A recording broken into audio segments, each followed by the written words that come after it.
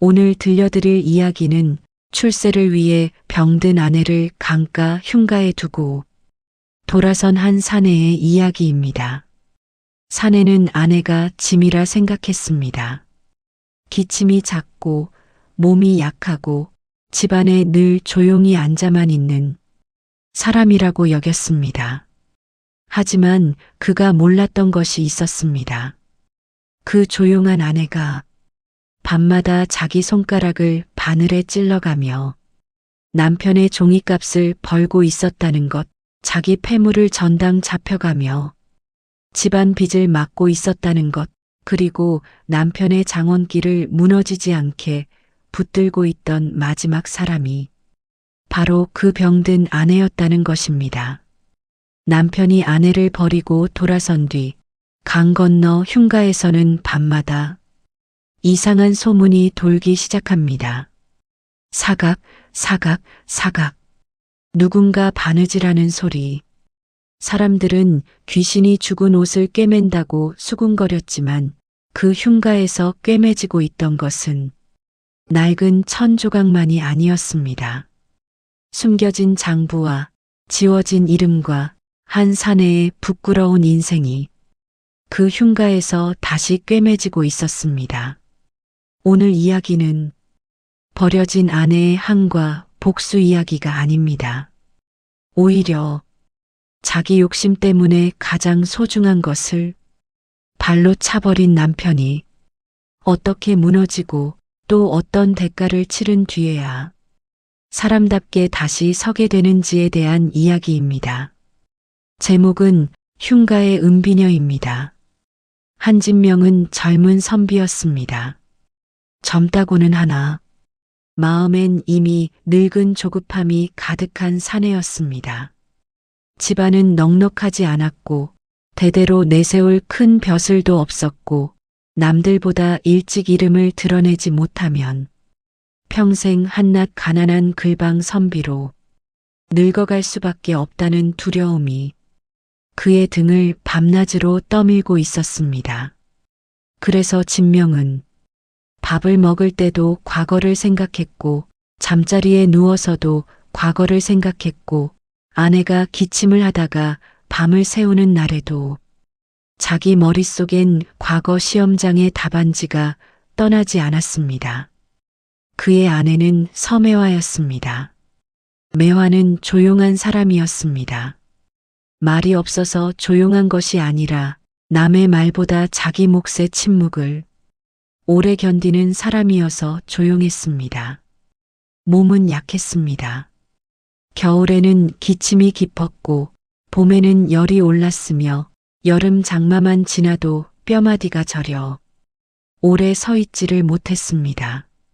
그러나 이상한 일은 매화가 그렇게 자주 앓았음에도 집안이 쉽사리 무너지지 않는다는 점이었습니다. 진명이 외상으로 들여온 종이값은 언제나 어느 날 조용히 메워져 있었고 약재값과 곡식값은 때를 넘기지 않았고 빚쟁이들이 대문을 두드리다 돌아서는 날도 있었지만 끝내 집안이 드러눕는 날은 오지 않았습니다. 진명은 그것을 자기 운이 질기다고 생각했습니다. 혹은 자기 재주가 아직 세상에 드러나지 않았을 뿐이라 여겼습니다. 사람은 가끔 자기가 기대고 사는 것이 무엇인지 알지 못하는 편이 더 편합니다. 그 기대는 것이 가장 가까운 사람의 손이라는 사실을 알게 되면 그때부터는 함부로 화도 내지 못하고 쉽게 업신여기지도 못하니까요. 하지만 진명은 그 사실을 오래도록 모르고 싶어 했습니다. 아니, 정확히 말하면 알아차릴 기회가 있어도 모른 척하고 지나가고 있었습니다.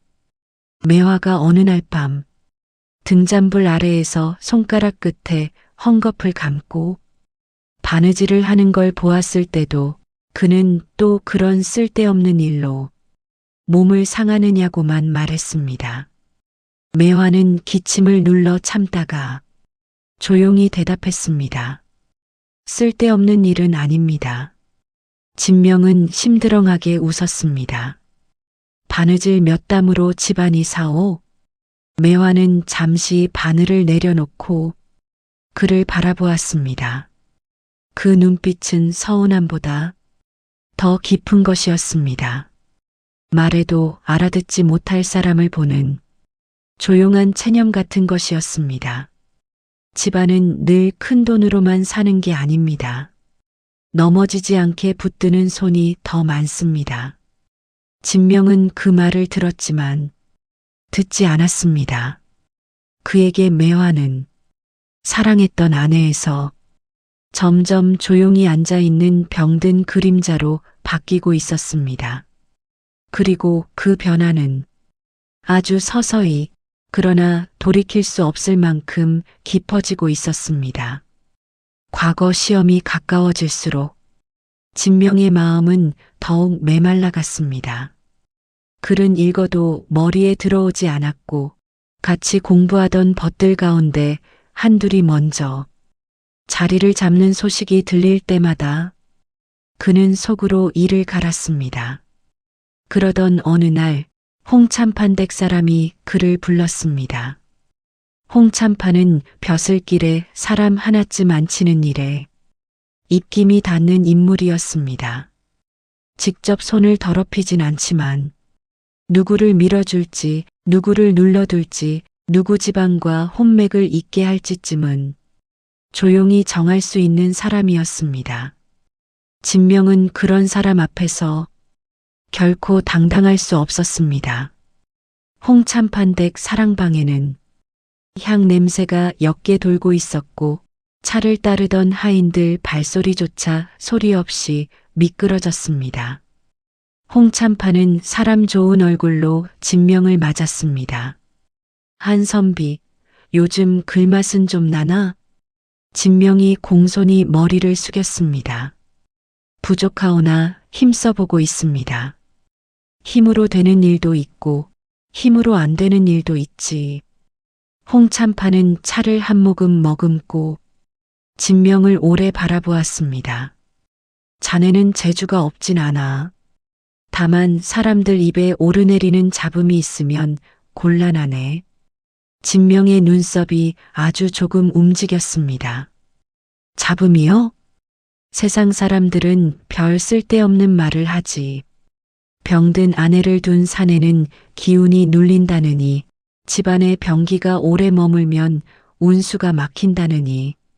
그 말은 웃으며 하는 말 같았지만 속은 전혀 웃는 말이 아니었습니다. 진명은 가슴 한가운데를 누가 툭 건드리는 것 같았습니다. 왜냐하면 그 말이 이미 그의 안에서 여러 번 스스로 되뇌던 말과 너무 닮아 있었기 때문입니다. 홍참판은 일부러 가볍게 덧붙였습니다. 물론 자네 같은 선비가 그런 미신을 믿을 리는 없지. 허나 사람들 입이라는 게 벼슬길에선 사소한 것도 발목을 잡으니 말일세. 그날 집으로 돌아오는 길에 진명은 매화를 떠올렸습니다. 하지만 안쓰럽게 떠올린 것이 아니었습니다. 그는 처음으로 분명하게 자기 출세기를 막는 그림자처럼 아내를 떠올렸습니다. 그 생각을 한 자신이 비겁하다는 건 알았지만 한번 그렇게 생각하고 나니 그 뒤로는 아내의 기침소리 하나까지 신경을 긁었습니다. 사람이 가장 위험한 때는 남이 심어준 독한 말을 자기 생각인 줄 믿게 되는 순간입니다. 진명이 딱 그랬습니다. 그 무렵 매화는 예전보다 더 자주 밤을 새웠습니다. 낮엔 기침을 참고 밤엔 등잔을 낮게 켠 채 바느질을 했습니다. 진명은 어느 날 새벽 물 마시러 일어났다가 매화가 꿰매고 있는 천뭉치를 본 적이 있었습니다. 낡은 저고리 속감과 헌 이불청과 누군가 입다 버린 행주치마 조각 같은 것들이 겹겹이 포개져 있었습니다. 그게 다 무엇이오? 진명이 물었을 때 매화는 얼른 손을 멈추며 말했습니다. 그냥 자투리들입니다. 자투리로 뭘 하겠다는 거요? 사람도 자투리 같은 날이 있습니다. 진명은 그 말을 이해하지 못했습니다. 매화는 늘 그런 식이었습니다. 긴 말을 하지 않았고 하더라도 바로 뜻이 잡히지 않았습니다. 하지만 실은 매화가 꿰매고 있던 천 속에는 자투리가 아니라 작은 장부 조각과 전당표들이 숨겨져 있었습니다. 그녀는 진명 몰래 집안 빈문서, 사본과 약값 영수증, 종이 외상값 기록을 하나씩 천 속에 넣어 꿰매고 있었습니다. 왜냐하면 이미 무언가가 집안을 향해 천천히 다가오고 있다는 걸 알고 있었기 때문입니다. 매화는 몸이 약했지만 사람을 읽는 눈은 예민했습니다. 홍참판 댁에서 보내오는 종이질이 며칠 전 과거 추천 문서에 찍힌 것과 같다는 것도 진명이 외상으로 들여왔다던 종이값이 실은 누군가 대신 치러지고 있다는 것도 홍참판 쪽 하인 하나가 2번이나 안채를 슬쩍 기웃거리고 간 것도 매화는 다 기억하고 있었습니다. 그리고 그녀는 자기 몸보다 남편의 허영이 더 위태롭다는 걸 알고 있었습니다. 그래서 말하지 않았습니다. 말하면 진명이 부끄러워하고 부끄러움은 곧 화가 되고 그 화는 결국 가장 가까운 자신에게 돌아올 거란 걸 알았기 때문입니다. 어느 밤 매화의 유모 계월이 몰래 들어와 물었습니다. 아씨, 이런 걸 왜 혼자 감당하십니까? 도련님께 말씀드려야지요. 매화는 한참 바느질을 하다 말고 바늘을 내려놓았습니다. 그 사람은 아직 자기가 기댄 것이 무엇인지 알면 안 됩니다. 왜요? 매화는 조용히 웃었습니다. 알게 되면 살기보다 부끄러움이 먼저 올 테니까. 그리고 부끄러운 사람은 대개 제일 가까운 사람에게 더 모질어집니다. 계월은 눈물이 고였지만 끝내 아무 말도 하지 못했습니다. 매화는 그만큼 남편의 약한 곳을 정확히 알고 있었습니다. 장마가 시작되기 전 강가의 안개가 저녁마다 짙게 내려앉던 무렵이었습니다. 진명은 매화를 데리고 집을 나섰습니다. 겉으로는 공기 좋은 데서 몸을 좀 쉬어야 하지 않겠냐는 말이었지만 매화는 이미 다 알고 있었습니다. 목적지가 강 건너 외딴 집이라는 것, 그 집이 사람들 사이에서 흉가라 불린다는 것, 그리고 남편이 자신을 그곳에 두고 돌아올 생각이라는 것을. 배를 타는 동안 두 사람은 거의 말이 없었습니다. 노를 젓는 늙은 뱃사공만이 간간히 강바람을 등으로 받으며 헛기침을 했습니다. 매화는 배낭간에 기대 강물 위로 길게 늘어진 저녁빛을 보았습니다. 예전 같으면 무서울 만도 했지만 이상하게도 두렵지 않았습니다. 오히려 마음이 아주 조용해졌습니다. 한 사람이 자기를 버리기로 마음먹은 밤엔 상대의 눈빛만 봐도 압니다. 억지 다정함과 피하고 싶은 초조함이 한 얼굴에 같이 올라오니까요.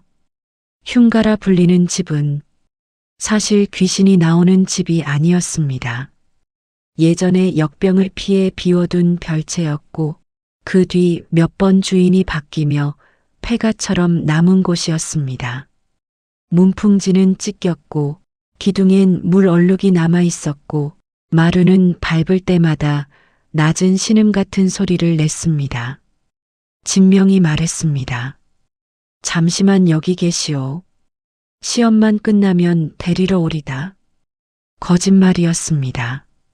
말하는 자신도 아는 거짓, 듣는 매화도 아는 거짓. 그런데도 매화는 남편을 붙잡지 않았습니다. 대신 머리에 꽂은 은비녀 한 쌍 가운데 하나를 뽑아 진명의 손에 쥐어 주었습니다. 길을 잃으시면 이걸 보세요. 진명은 그 말뜻을 몰랐습니다. 그저 그 비녀가 평소 매화가 가장 아끼던 것 중 하나라는 정도만 알았습니다. 이런 걸 왜? 매화는 미소도 짓지 않고 말했습니다. 언젠가 아셔야 할 때가 올 겁니다. 진명은 더 묻지 않았습니다.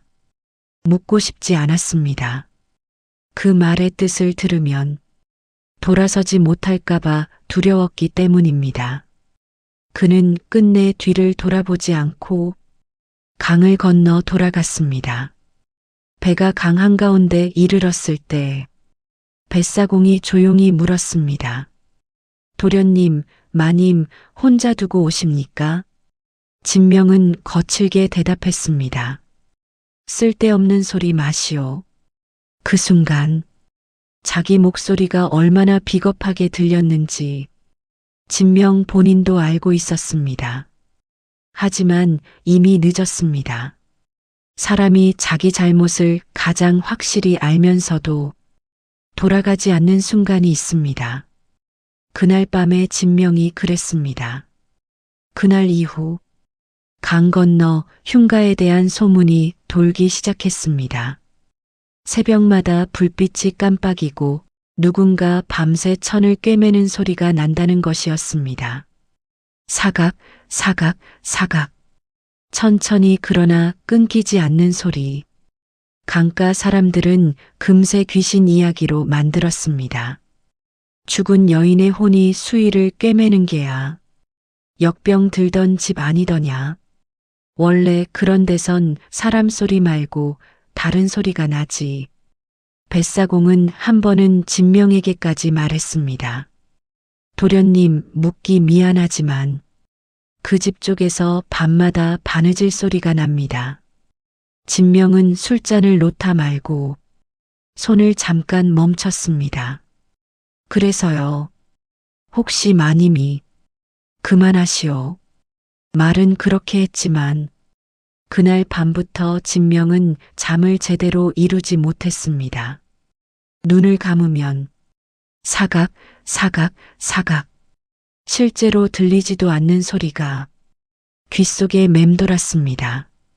그럴수록 집안은 빠르게 어지러워졌습니다. 매화가 떠난 뒤부터 밥상 반찬은 눈에 띄게 줄었습니다. 종이를 사오라는 외상집 주인은 이전처럼 웃으며 넘겨주지 않았고 약재방에 쌓인 값이 있단 말도 처음 들었습니다. 진명은 이상했습니다. 매화가 있을 때는 자기 눈엔 늘 그대로였던 살림이 왜 그녀가 사라지자마자 삐걱거리기 시작한 것일까요? 며칠 뒤 빚쟁이 하나가 대문 앞에서 소리쳤습니다. 이번엔 꼭 받아가리다. 여태 뒤에서 대신 막아주는 손이 없는 줄 아시오? 진명은 그 말에 멈칫했습니다. 대신 막아주는 손. 그 표현이 이상하게 귓가에 걸렸습니다. 하지만 그는 여전히 그 손이 누구였는지 생각하려 하지 않았습니다. 사람은 때로 진실이 너무 가까울수록 더 외면합니다. 바로 눈앞에 있으면 한 발만 더 다가가면 되는데도 오히려 절벽처럼 느껴지는 것입니다.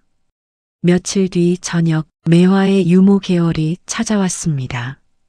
계월은 원래도 말수가 적은 사람이었지만 그날은 얼굴에 핏기조차 없었습니다. 도련님, 드릴 말씀이 있습니다. 진명은 귀찮은 기색으로 말했습니다. 마님 일이라면 그만두시오. 계월은 대답 대신 낡은 바느질감 하나를 내밀었습니다. 겉으론 흔한 이불 속감처럼 보였지만 손에 들어보면 의외로 무거웠습니다. 이게 무엇이오?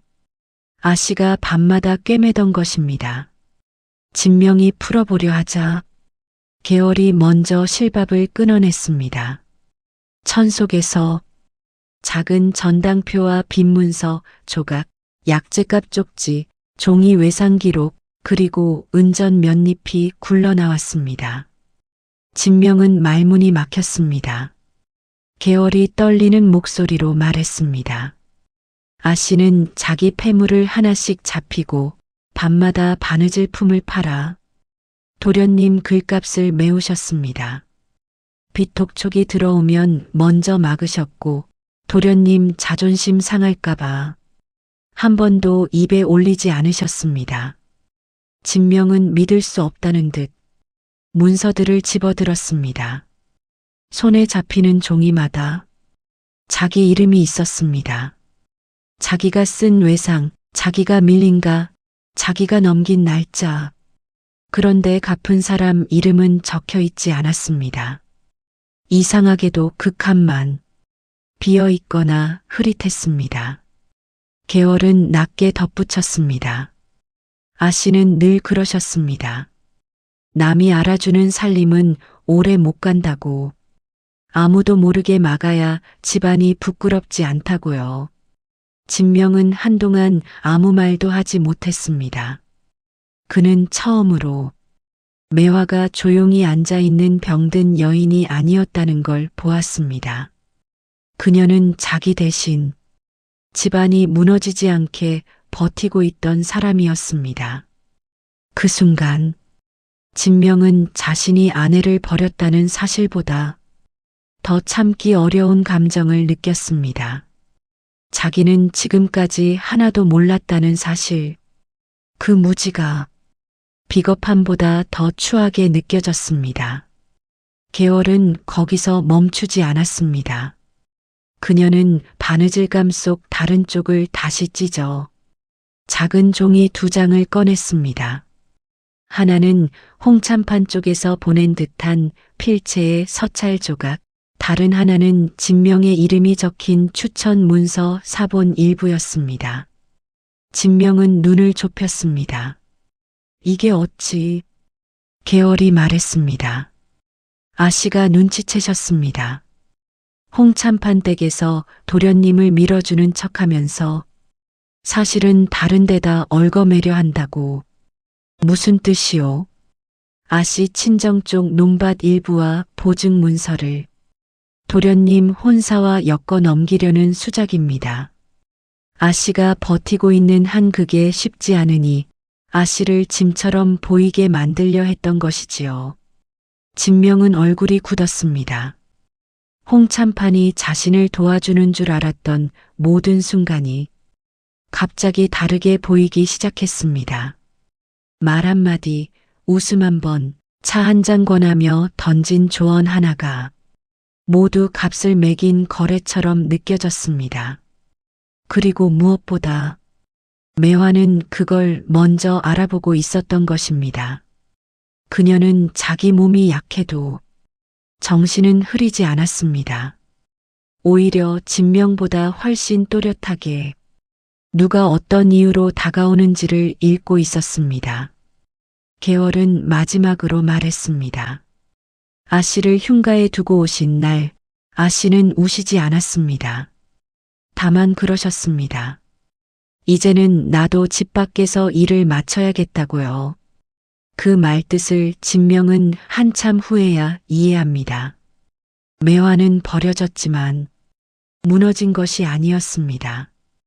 오히려 자기를 미끼처럼 바깥으로 빼돌린 사람들 눈을 피해 집안을 노리는 손들의 증거를 모으기 시작한 것이었습니다.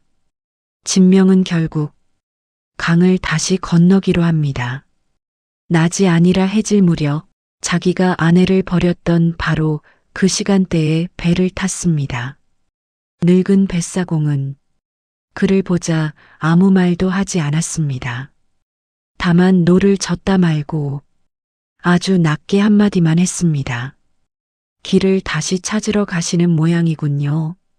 진명은 그 말에 대답하지 못했습니다. 강을 건너는 동안 그는 처음으로 뒤를 돌아보지 않았던 그날 밤을 똑바로 떠올렸습니다. 배를 타고 돌아서며 자기 가슴속 어딘가가 함께 돌아서 버렸던 순간, 만약 그때 한 번만 돌아봤더라면, 아니, 한마디라도 진심을 물었더라면, 지금 이 강물 색깔이 이렇게 차갑게 느껴지지는 않았을지도 모릅니다. 흉가는 여전히 흉가 같았습니다. 찢긴 문풍지, 삐걱대는 마루, 기둥에 남은 물 얼룩. 하지만 자세히 보니 그 안은 폐가가 아니었습니다. 한쪽에 약탕기 자리가 정리되어 있었고 낡은 상 위에는 문서가 무게별로 포개져 있었고 창가에는 바느질 틀과 잘 말린 천들이 놓여 있었습니다. 누군가 살고 있었습니다. 아니, 누군가 버티고 있었습니다. 진명이 조심스럽게 안으로 들어섰을 때 등잔불 아래 앉아 바느질을 하던 매화가 천천히 고개를 들었습니다. 조금 더 야위었고 조금 더 창백해졌지만 이상하게도 집에 있을 때보다 눈빛은 더 또렷했습니다. 진명이 목이 메인 소리로 말했습니다. 매화. 매화는 곧장 대답하지 않았습니다. 실한 땀을 마저 넣고 가위로 실을 끄는 뒤에야 말했습니다. 이제 오셨군요. 그 말은 원망도 아니고 기쁨도 아니었습니다. 그저 너무 늦었지만 결국 오기는 왔다는 듯한 차가운 평정이었습니다. 진명은 한 걸음도 더 다가가지 못했습니다. 나는 당신이. 매화가 시선을 들었습니다. 죽었을까봐 두려우셨습니까? 아니면 살아있을까봐 두려우셨습니까? 그 질문은 진명 가슴 한가운데를 정확히 찔렀습니다. 죽었을까봐 두려운 사람은 죄책감을 가진 사람이고 살아있을까봐 두려운 사람은 자기 죄가 드러날까 무서운 사람입니다. 진명은 둘 다였습니다. 그래서 아무 말도 하지 못했습니다. 매화는 진명을 앉히지도 물 한 잔 권하지도 않았습니다. 대신 바느질감 3개를 차례로 꺼냈습니다. 겉으로는 낡은 속적삼과 이불감이었지만 안쪽에는 얇은 종이들이 층층이 들어 있었습니다. 이게 다 무엇이오? 매화는 담담하게 대답했습니다. 도련님이 보아야 할 것들입니다. 첫 번째에는 빈 문서와 외상장부가 들어 있었습니다. 둘째에는 홍참판 쪽 하인이 들고 오간 서찰 조각과 담보 문서 일부가 들어 있었습니다. 셋째에는 진명이 받은 과거 추천 문서 사본과 그 문서에 덧붙은 친정인장이 숨겨져 있었습니다. 진명은 손을 떨며 하나씩 들춰보았습니다. 이건 내가 받은 추천 문서인데 매화가 조용히 말했습니다. 홍참판은 도련님을 그냥 밀어주려 했던 게 아닙니다. 제 친정 논박과 보증 문서를 엮어 도련님을 자기 사람으로 묶어두려 했습니다. 왜 그걸 내게 말하지 않았소? 매화는 잠시 침묵하다 말했습니다. 말하면 들으셨겠습니까? 진명은 대답하지 못했습니다. 매화가 계속 말했습니다. 도련님은 이미 마음속으로 제가 짐이라고 결론 내리고 계셨습니다. 그런 사람에겐 진실도 변명처럼 들립니다. 그 말은 잔인했지만 거짓이 아니었습니다. 매화는 자기가 병든 몸으로 집 안에 있으면 홍참판 쪽이 더 노골적으로 자신을 치워내려 들 거라는 걸 알았습니다. 그래서 버려지는 순간에도 무너지지 않았습니다. 오히려 흉가라는 이름 뒤에 숨어 증거를 모으고 장부를 정리하고 누가 누구와 손잡았는지 하나씩 꿰매고 있었습니다. 진명은 그제야 흉가에서 밤마다 들리던 바느질 소리의 정체를 알았습니다. 그건 귀신이 수의를 꿰매는 소리가 아니라 자기 집안이 무너지지 않게 한 여인이 마지막까지 진실을 꿰매고 있던 소리였습니다. 매화는 마지막으로 작은 목함 하나를 꺼냈습니다. 그 안에는 은비녀 한 짝이 들어 있었습니다. 진명이 떠나는 날 받았던 그 비녀와 한 쌍인 것이 분명했습니다. 매화가 말했습니다. 제게 남은 한 짝입니다. 도련님이 가진 것과 맞춰보십시오. 진명은 품에서 늘 가지고 다니기만 했던 은비녀를 꺼냈습니다. 이제와 생각해보니 그걸 왜 버리지 못했는지도 알 수 없었습니다. 미안함 때문인지 미련 때문인지 아니면 아직 자기도 모르게 돌아갈 길을 찾고 싶었는지 두 비녀를 맞대보자 매화는 조심스럽게 한쪽 끝을 돌렸습니다. 은비녀 속이 비어 있었습니다. 작게 말린 종이 하나가 그 안에 숨어 있었습니다.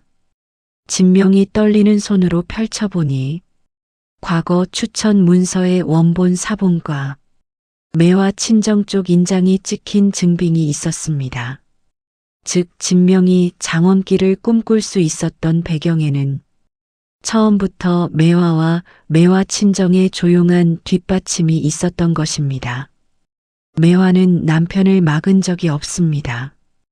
오히려 그가 쓰러지지 않게 뒤에서 길을 닦고 있었습니다.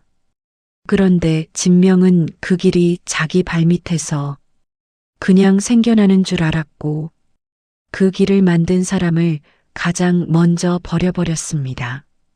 진명은 결국 고개를 떨궜습니다. 나는 정말 아무것도 몰랐소. 매화는 그를 오래 바라보다가 말했습니다. 모르신 게 아닙니다. 알고 싶지 않으셨던 겁니다. 제가 얼마나 몸이 상하는지, 얼마나 밤을 새는지, 얼마나 많은 걸 대신 맡고 있는지 한 번만 제대로 보면 다 알 수 있었으니까요. 그 말 앞에서 진명은 변명할 수 없었습니다. 정말 그랬기 때문입니다. 며칠 뒤 홍참판 댁에서는 작은 연회가 열렸습니다. 겉으로는 과거를 앞둔 선비를 결려하는 자리였지만 실은 진명과 다른 집안 혼처를 슬쩍 엮어보려는 자리이기도 했습니다. 원래라면 진명은 그 자리에 혼자 갔을 것입니다. 아내를 강 건너 두고 온 사내답게 마치 아무 일도 없었다는 얼굴로. 하지만 그날 그는 매화를 데리고 들어왔습니다. 사람들은 얼어붙었습니다. 홍참판은 애써 웃으며 말했습니다. 이복의 부인께서 몸이 안 좋다더니 진명은 그 말을 듣고도 웃지 않았습니다. 그는 사람들 앞에 서서 가져온 장부와 바느질감과 은비녀 두 짝을 차례로 올려놓았습니다. 그리고 낮지만 흔들리지 않는 목소리로 말했습니다. 오늘 저는 제 집안과 제 이름에 얽힌 부끄러운 일을 밝히려 합니다. 사람들이 술잔을 내려놓았습니다. 진명은 매화를 한번 돌아본 뒤 계속했습니다. 제가 버린 사람은 병든 아내가 아니었습니다. 제 빚을 막고 제 과거 길을 붙들고 제 이름이 무너지지 않게 뒤에서 버티던 사람이 있었습니다. 홍참판 쪽 사람이 급히 끼어들려 했습니다. 한 선비 지금 술기운에 무슨. 그러나 진명은 장부를 펴보였습니다. 외상값 전당표 추천 문서 사본, 담보 이전을 암시하는 서찰 조각, 그리고 마지막으로 은비녀 속 문서. 이 문서들은 홍참판 댁이 저를 도와준 것이 아니라 제 아내 친정 재산과 제 이름을 엮어 자기들 빚을 넘기려 했다는 증거입니다. 방안이 얼어붙었습니다. 매화는 조용히 한 걸음 앞으로 나와 마지막 장부 조각을 내밀었습니다. 도련님을 출세시키려는 것이 아니라 자기들 발밑에 묶어두려는 일이었습니다. 제가 있는 한국에 어려우니 먼저 저를 병든 짐처럼 치워야 했던 것이지요. 홍참판은 그제야 얼굴이 굳었습니다. 그는 변명하려 했지만 문서와 장부 필체와 인장 앞에서는 말이 길어질수록 더해질 뿐이었습니다. 모두가 보는 앞에서 진명은 매화 쪽으로 돌아섰습니다. 그리고 천천히 무릎을 꿇었습니다. 그 자리가 연회 자리였든 사람이 보는 앞이든 이제는 아무 상관도 없었습니다. 진명은 떨리는 목소리로 말했습니다. 내가 가장 먼저 버린 것이 가장 마지막까지 나를 붙들고 있던 손이었소. 용서를 빌 자격도 없지만 나는 이제야 내가 어디서 길을 잃었는지 알았소. 방한 사람들은 그 순간 누구 하나 쉽게 숨을 쉬지 못했습니다. 한때는 병든 아내를 흉가에 두고 온 사내가 이제는 그 아내 앞에서 사람들 눈도 못 마주친 채 무너지고 있었기 때문입니다. 하지만 매화는 곧장 그를 일으켜 세우지 않았습니다. 이 대목이 중요했습니다. 만약 여기서 그녀가 눈물 흘리며 남편을 용서해버리면 이 이야기는 너무 쉬운 위안으로 끝나고 말 테니까요. 매화는 진명을 내려다보며 말했습니다. 저를 데려갈지 말지는 이제는 도련님이 정할 일이 아닙니다. 제가 정하겠습니다. 진명은 고개를 들지 못한 채 들었습니다. 홍참판 댁과의 인연을 끊으십시오. 제 이름으로 잡힌 전당표를 모두 되찾으십시오. 그리고 올해 과거는 포기하십시오. 사람들이 술렁였습니다. 과거를 포가하라는 말은 진명 같은 선비에게는 목숨줄 하나를 끊으라는 말이나 다름없었기 때문입니다. 하지만 매화는 냉정하게 덧붙였습니다. 도련님은 사람을 버리고서도 출세하면 된다고 생각하셨습니다. 그 생각이 옳지 않다는 걸 몸으로 치르셔야 합니다. 진명은 오래 침묵하다가 천천히 머리를 숙였습니다. 그리하겠소. 그 한마디는 처음으로 그가 진심으로 잃은 것이 무엇인지 아는 사람의 말이었습니다. 그 뒤로 진명은 정말로 약속을 지켰습니다. 홍참판 쪽과의 연을 끊었고 매화 이름으로 잡혀있던 전당표를 하나씩 되찾았고 올해 과거 응시는 포기했습니다. 사람들은 미쳤다고 했습니다. 장원길이 코앞인데 병든 아내 하나 때문에 진명은 그 말에 대답하지 않았습니다. 왜냐하면 이제는 알았기 때문입니다. 자기가 버린 것이 병든 아내 하나가 아니라 자기 집을 지비게 만들던 마지막 사람이라는 것을. 매화는 바로 집으로 돌아오지 않았습니다. 그녀는 한동안 흉가에 머물며 자기 손으로 정리한 장부와 문서를 마무리했습니다. 그리고 어느 비갯날, 계월과 함께 천천히 집으로 돌아왔습니다. 돌아온 집은 예전과 같지 않았습니다. 하지만 그것은 불행한 변화가 아니었습니다. 이제 집안의 장부는 매화가 직접 쥐게 되었고 돈의 흠름과 빚의 날짜와 외상값은 더 이상 누군가의 허영 뒤에 숨어 있지 않았습니다.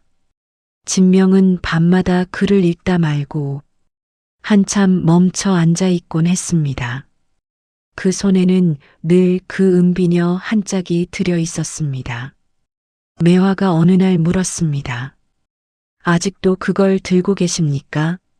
진명은 잠시 웃지도 울지도 못할 얼굴로 대답했습니다. 길을 잃으면 이걸 보라 하셨지 않소? 매화는 조용히 말했습니다. 이제는 길이 어디에 있는지 아시겠습니까? 진명은 아주 오래 지나서야 대답했습니다.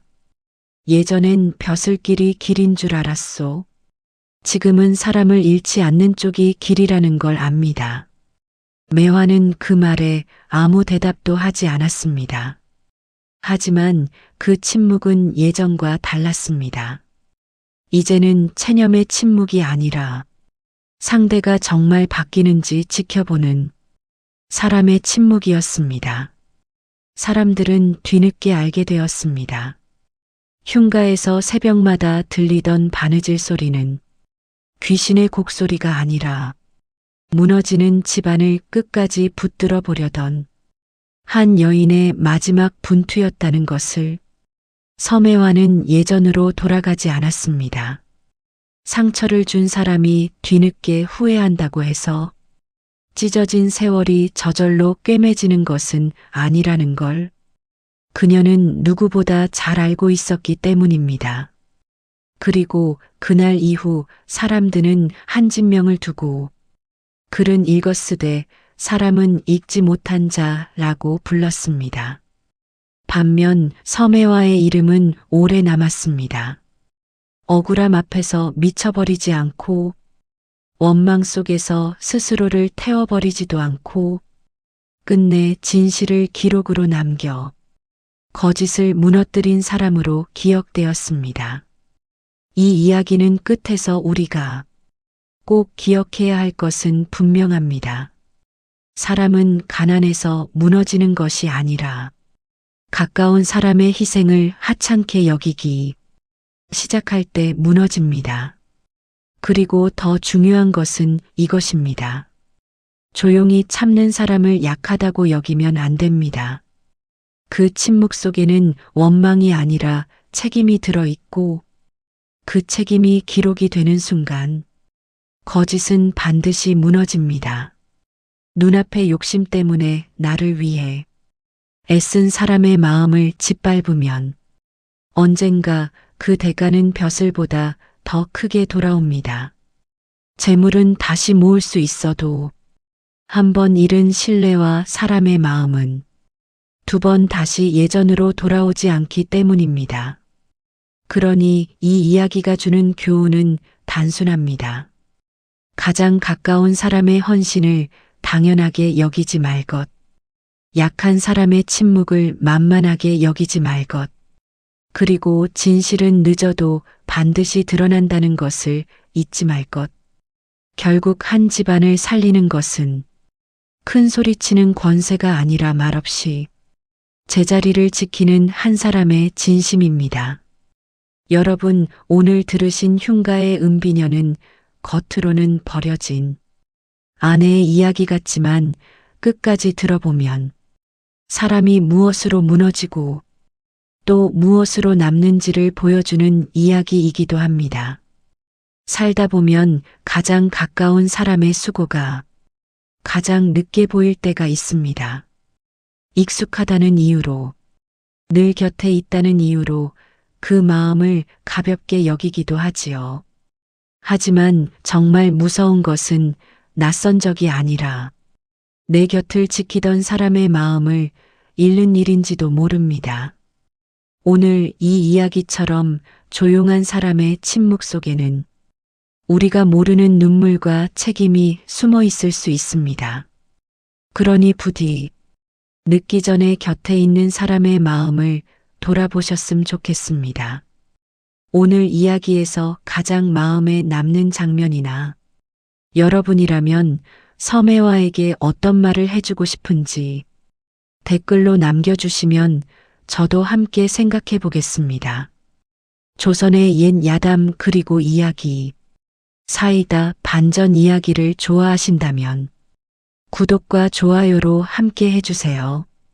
다음에도 더 몰입감 있고 여운과 교훈이 남는 이야기로 찾아뵙겠습니다.